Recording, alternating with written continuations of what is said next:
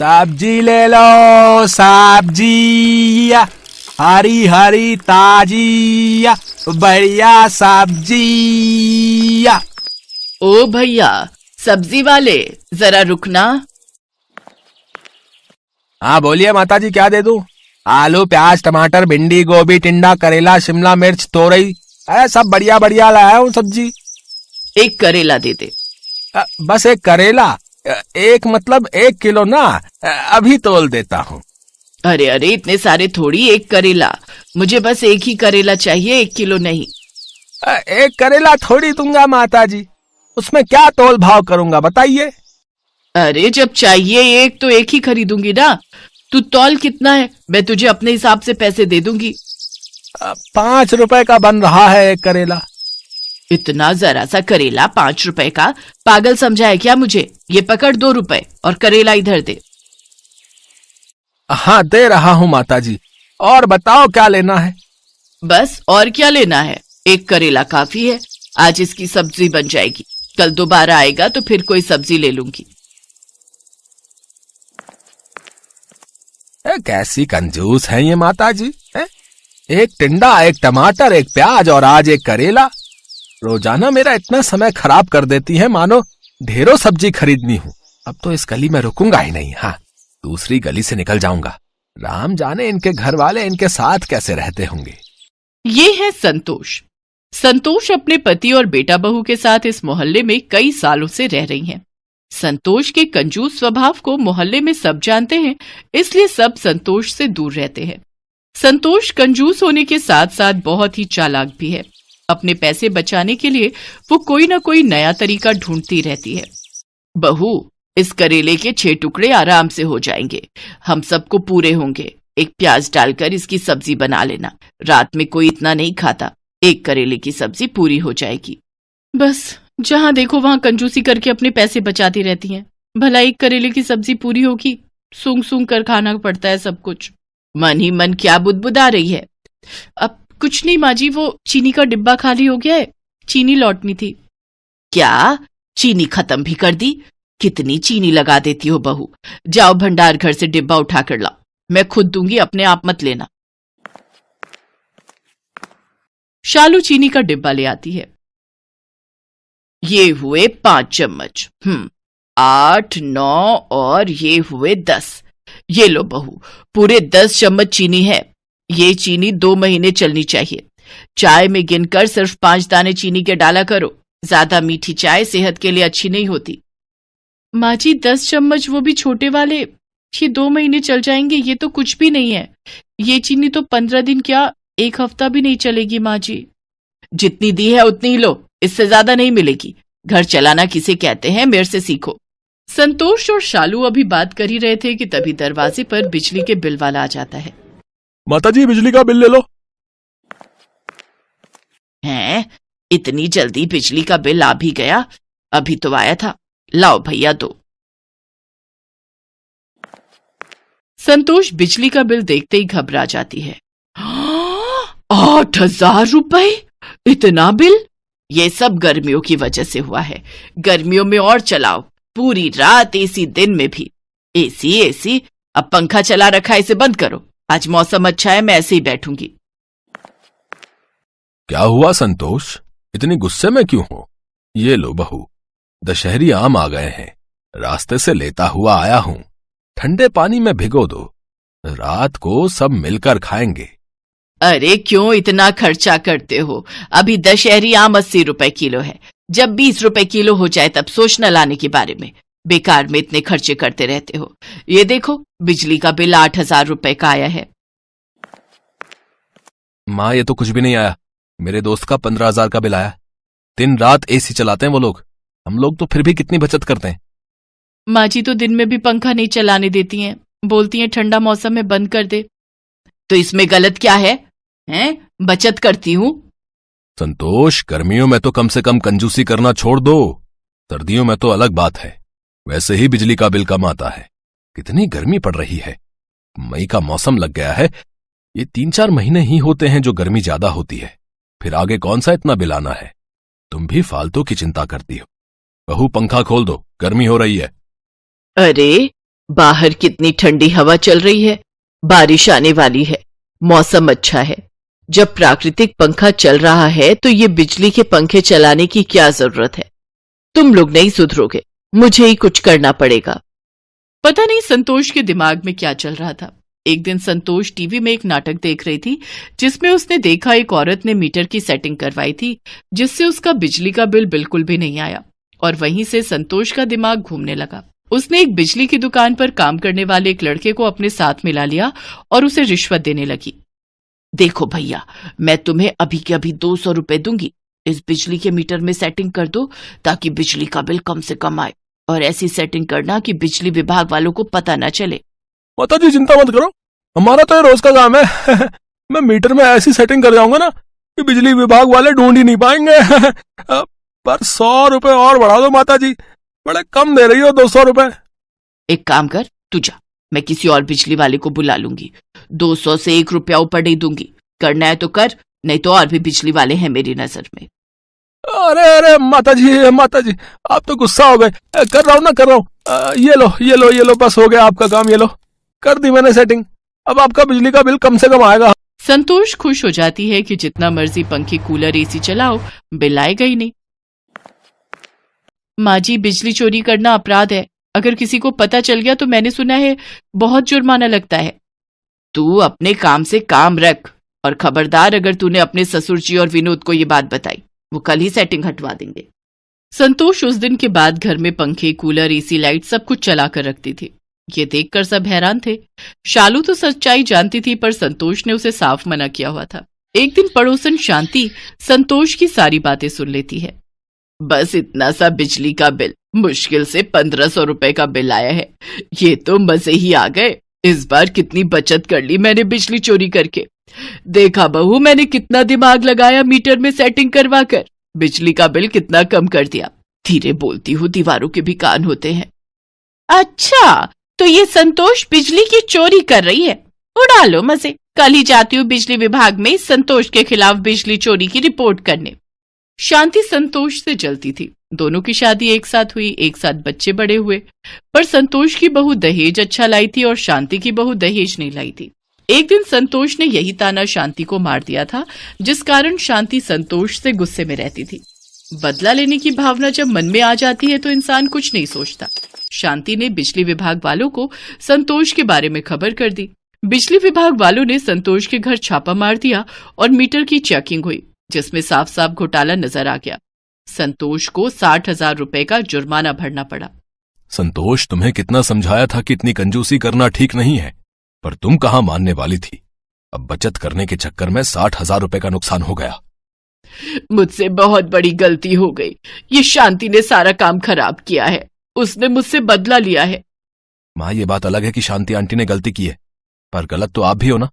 आपने तो बेईमानी की है। इतना बुरा लग रहा है, सबको पता चल गया। अरे अब बस भी करो आप और पापा जी। माँ ने तो हमारे लिए सोचा। ये अलग बात है, माँ जी भले ही कंजूस हैं पर बहुत सीधी हैं। उन्हें सही गलत का मतलब ही नहीं समझ आता। वो बेचारी तो गलती कर बैठी इसलिए ऐसा हुआ, पर आप दोनों तो जानबूझकर उन्हें डांट रहे हो। गलती इंसान से ही होती है। माँ को अपनी गलती का एहसास हो गया कि बहुत बड़ी बात है। माँ जी आप चिंता मत करो। अरे ये पंखा क्यों बंद है? रुको मैं अभी चलाती हूँ। अरे बहू रहने दे, बिजली का बिल बहुत आएगा। अब तो मीटर में कोई सेटिंग भी नहीं है। माँ जी अभी भी और सब ठहाका लगाकर हंसने लगते हैं। संतोष को अपनी गलती का एहसास हो गया था। उस दिन से संतोष ने कंजूसी करना छोड़ा तो नहीं, पर कम जरूर कर दिया।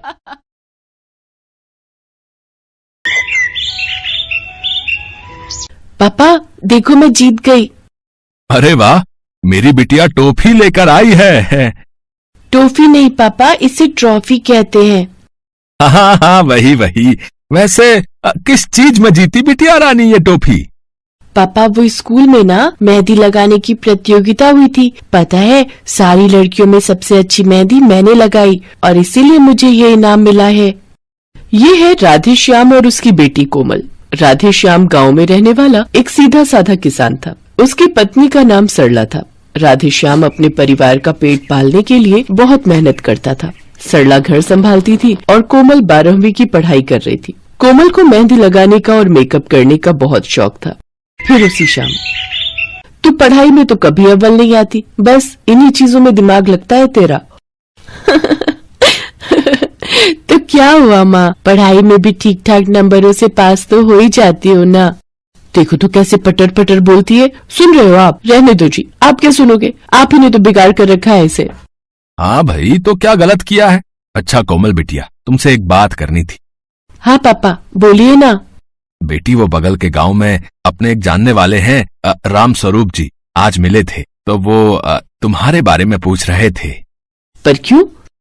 अरे पगली, अपने बेटे से तेरी शादी करवाने के लिए, और किस लिए? शादी? पापा, मुझे भी आपसे एक बात करनी है। हाँ बताओ बेटिया। पापा, मैं ना 12वीं के बाद शहर जाना चाहती हूँ। हैं? पर क्यों? माँ, मैं ना शहर जाकर ब्यूटिशियन का कोर्स करना चाहती हूँ, और फिर कोर्स करने के बाद वहीं शहर में ही एक बढ़िया सा ब्यूटी पार्लर खोलना चाहती हूँ। पर बेटिया, इस सब में तो। हाँ पापा, इस सब में बहुत खर्चा होगा, लेकिन पापा मैं आपसे वादा करती हूँ कि मैं पूरी मेहनत से काम सीखूंगी और फिर खूब पैसे कमाऊंगी। अरे पर तुझे शहर भेजने के लिए पैसे आएंगे कहाँ से? अब इंतजाम हो जाएगा। अगर कोमल जाना चाहती है तो उसे जाने दो, मैं कुछ इंतजाम कर ही लूंगा। राधेश्याम से मंजूरी मिलने से कोमल बहुत खुश थी। उधर रात को सरला ने राधेश्याम से पूछा, आपने कोमल से झूठ क्यों कहा? मैंने कब झूठ कहा? आपने कहा ना कि पैसों का इंतजाम हो जाएगा, पर कैसे? इतने पैसे कहाँ हैं हमारे पास? अरे तुम चिंता मत करो, भगवान की दया से इस बार फसल ठीक ठाक हुई है, और अगर कुछ कमी रह गई तो साहूकार जी से कुछ पैसे उधार ले लूंगा, फिर चुकाता रहूंगा आराम से। और क्या आराम से? वो लाला खाल खींच लेता है, भूल गए क्या? देखो सरला, पहली बार तो कोमल ने कुछ मांगा है, और मुझे अपनी बेटी पर पूरा भरोसा है। तुम देखना, एक दिन वो तुम्हारा, मेरा और इस रामपुरा का नाम रोशन करेगी। हाँ। कुछ दिन बाद ही कोमल का 12वीं का रिजल्ट आया और वो अच्छे नंबरों से पास हो गई। फिर उसने शहर में एक अच्छे इंस्टीट्यूट में ब्यूटिशियन के कोर्स के लिए एडमिशन ले लिया। राधेश्याम ने अपनी पूरी फसल बेचकर और कुछ पैसे उधार लेकर सारा इंतजाम किया। कोमल अपना सपना साकार होते देख बहुत खुश थी, तो उसे खुश देखकर राधेश्याम और सरला भी खुश थे। अच्छा पापा, चलती हूँ, अपना ख्याल रखना, और माँ तुम भी। तू खुद ही तो जाना चाहती थी, अब रो क्यों रही है पगली? अच्छा अच्छा, चलो थोड़े आंसू इसकी विदाई के लिए बचा कर रखो। इसके बाद कोमल शहर चली गई और खूब मन से ब्यूटिशियन का कोर्स करने लगी। वो समझती थी कि उसके पिता ने उसके लिए कितनी मेहनत की है, इसीलिए वो भी बिना किसी लापरवाही के सब कुछ सीखने लगी। इंस्टीट्यूट में चाहे कोई एग्जाम हो या फिर कोई कंपटीशन, पहले नंबर पर हमेशा कोमल ही होती थी। फिर एक दिन, नमस्ते पापा, कैसे हो आप? हम ठीक हैं बेटिया, तुम कैसी हो? मैं भी अच्छी हूँ पापा। पापा आपको पता है आज मैंने बहुत अच्छी चीज सीखी। अच्छा, तो बताओ क्या सीखा? पापा वो कुछ घरेलू सामान और कुछ सब्जियों से भी हम अपनी त्वचा का बहुत अच्छे से ख्याल रख सकते हैं, और इसे हर्बल कॉस्मेटिक कहते हैं। क्या? हरी लाल? हाँ पापा, हरीलाल। खैर छोड़ो, अब माँ कैसी है? अच्छी है, दिन रात तुझे याद करती है। बस पापा अब कुछ ही दिनों की बात है, कोर्स पूरा करके जब मैं अपना पार्लर खोलूंगी तो खूब पैसा कमाऊंगी, और फिर आप, मैं और माँ सब एक साथ रहेंगे। ठीक है बिटिया, पर अभी तुम इतना सब मत सोचो और खूब लगाकर अपना काम सीखो। अच्छा? कोमल की बात सुनकर राधेश्याम हंसा जरूर था, लेकिन उसे कोमल ने एक और नई टेंशन दे दी थी। कोमल ने फोन पर कहा था कि वो शहर में अपना पार्लर खोलेगी, यानी उसे दुकान का एडवांस और सामान वगैरह खरीदने के लिए और पैसे चाहिए होंगे। ये बात सोचकर राधेश्याम गहरी सोच में पड़ गया। उसे उदास देखकर सरला ने उससे पूछा, क्या हुआ जी, कुछ परेशान लग रहे हो? सरला, कुछ और पैसों का इंतजाम करना पड़ेगा। क्यों, क्या हुआ जी? अरे अपनी कोमल का कोर्स खत्म होने वाला है, तो वो शहर में ही, वो क्या कहते हैं, वो हाँ, अपना ब्यूटी पार्लर खोलना चाहती है। तो सामान वगैरह के लिए उसे शुरू में तो कुछ पैसे तो चाहिए ही होंगे ना भाई। अरे पर शहर में क्यों, वो अपनी दुकान यहाँ गांव में नहीं खोल सकती क्या? अरे कैसी बातें कर रही हो। अच्छा बताओ, अगर कोमल ने गांव में ब्यूटी पार्लर खोल भी लिया तो यहाँ कौन जाएगा उसके पास? उसने बताया मुझे, शहर में पूरे 100 रुपयों में तो बाल काटते हैं और सजाने संवारने के पूरे 1000 रुपए लेते हैं ब्यूटी पार्लर वाले। हाँ, अब बताओ तुम करोगे खुद पर इतना खर्चा? ना बाबा, इतना महंगा, हम तो घर पर ही सज लेते हैं। हाँ तो बस, तुम्हारी ही तरह गांव की बाकी औरतें भी उसकी कला की कद्र नहीं जान पाएंगी, इसलिए जरूरी है कि वो वहीं दुकान खोले। शहरी औरतें खूब जाएंगी अपनी कोमल की दुकान पर। खैर, मेरे मन में एक विचार था। हाँ बताओ, वैसे भी अब बचा ही क्या है। मैं सोच रहा हूँ कि जो पैसे हमने कोमल की शादी के लिए जोड़े हैं ना, अब उसे वही पैसे दे देते हैं। राधेश्याम की बात सुनकर सरला ना तो हाँ कह पाई और ना ही मना कर पाई, क्योंकि उनके पास और पैसे थे ही नहीं। दोनों कोमल के पैसे मांगने का इंतजार कर रहे थे, लेकिन फिर कुछ ही दिन बाद कोमल अपना पूरा सामान लेकर गांव आ गई। अरे बेटी, सब ठीक तो है ना? तू ऐसे अचानक आ गई, कुछ बताया भी नहीं आने से पहले। हाँ माँ, मुझे आप दोनों को सरप्राइज देना था। वैसे भी माँ, तुम मुझे कितना याद कर रही थी, तो अब परेशान होने की जरूरत नहीं है। मैं आ गई हूँ और अब शहर वापस नहीं जाऊंगी, यही आप दोनों के पास रहूंगी अब। वो तो ठीक है बिटिया, पर तेरा सपना, तेरा वो ब्यूटी पार्लर। हाँ पापा, मेरा सपना भी पूरा होगा और मेरा ब्यूटी पार्लर भी खुलेगा, पर वहाँ शहर में नहीं बल्कि यहाँ गांव में। है? मैं कुछ समझा नहीं बिटिया, यहाँ गांव में कैसे चलेगा तेरा ब्यूटी पार्लर? खूब चलेगा पापा। जब मैं कोर्स कर रही थी ना, तभी मेरे दिमाग में आइडिया आया कि केमिकल से भरे हुए प्रोडक्ट से तो कोई भी अपनी स्किन को अच्छा कर सकता है और मेकअप वगैरह भी कर सकता है, पर मैं कुछ अलग करूंगी। मैं सिर्फ देसी चीजों का इस्तेमाल करूंगी और उन्हें भी खुद अपने खेत में उगाऊंगी। बात सुनने में तो अच्छी लग रही है बिटिया, पर मुझे तो गेहूं और धान के अलावा कुछ और उगाना आता ही नहीं है। पापा उसकी टेंशन मत लो आप, आपकी होनहार बेटी अब सब सीख कर आई है। हम अपने खेत में एलोवेरा, मेहंदी, हल्दी, गुलाब जैसी कई चीजें उगाएंगे और इन सब से मैं खुद अपने हाथों से ब्यूटी केयर प्रोडक्ट बनाऊंगी, जो असरदार भी होंगे और सस्ते भी। फिर आप देखना, यहाँ गांव की औरतें भी मेम साहब बनकर निकला करेंगी अपने घरों से। वो सब तो ठीक है, पर बिटिया, गांव की औरतें तुम्हें अपनी मेहनत की सही कीमत नहीं दे पाएंगी। यहाँ तुम्हें कोई फायदा नहीं होगा। अरे, तो ये किसने कहा कि जरूरतें सिर्फ शहरों में ही पूरी होती हैं? अगर अच्छी चीजों के लिए गांव के लोग शहर जा सकते हैं, तो शहर के लोग गांव भी आ सकते हैं पापा। बस जरूरत ये है कि हम वाकई लोगों को वो क्वालिटी और सर्विस दें, जिससे लोग सीधे हमारे पास ही आए। और वैसे भी अपना गांव शहर से बहुत ज्यादा दूर नहीं है पापा। अगर मैंने जो सोचा है वो ठीक से कर पाई तो आप देखना, यहाँ गांव में ही क्या करके दिखाऊंगी। अगले ही दिन से कोमल और राधेश्याम जी जान से अपने खेत में जुट गए। कुछ ही दिनों में उनके खेत में हर वो चीज मौजूद थी जो स्किन केयर या मेकअप के काम आ सकती थी। कोमल ने अपनी शादी के लिए जोड़े गए पैसों से अपने घर को एक पार्लर का लुक दिया, जहाँ लोगों को वेटिंग में बैठने के लिए कुर्सी नहीं बल्कि खाट दी गई थी। गांव की औरतों को कोमल का ग्राहक बनने में समय नहीं लगा, लेकिन कमाल की बात ये थी कि हर्बल पार्लर की खबर सुनते ही शहर से भी बड़ी तादाद में लड़कियां और औरतें रामपुरा गाँव आने लगी, जिससे कुछ ही समय में कोमल की अच्छी खासी कमाई शुरू हो गई और बहुत तेजी से सब कुछ बदलने लगा। मैंने कहा था ना पापा, अपना पार्लर खूब चलेगा। हाँ बेटिया, सच में तुमने कमाल कर दिखाया। सरला, देख रही हो अपनी बिटिया को? जितना मैं 6 महीने में नहीं कमा पाता था, उतना इसने बस 1 महीने में ही कमा कर दिखा दिया। राधेश्याम खुशी के आंसू लिए वहाँ से चला गया और गांव की चौपाल पर अपने दोस्तों के साथ बैठकर बात करने लगा। तभी वहाँ एक बड़ी गाड़ी आकर रुकी। उसमें से एक महिला ने राधेश्याम से पूछा, सुनिए अंकल, ये कोमल का गाँव है ना, वो जो? हाँ, आप बिल्कुल सही जगह आई हैं।